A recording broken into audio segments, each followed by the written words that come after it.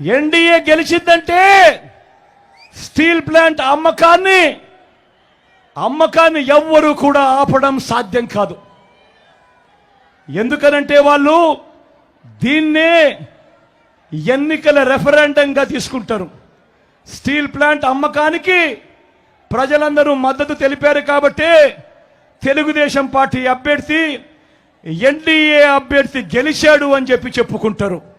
ప్రతి ఒక్కరూ కూడా ఆలోచన చేసుకోమని చెప్తా ఉన్నా, ప్రతి ఒక్కరూ కూడా గుర్తుపెట్టుకోమని చెప్తా ఉన్నా ఈ అంశాన్ని.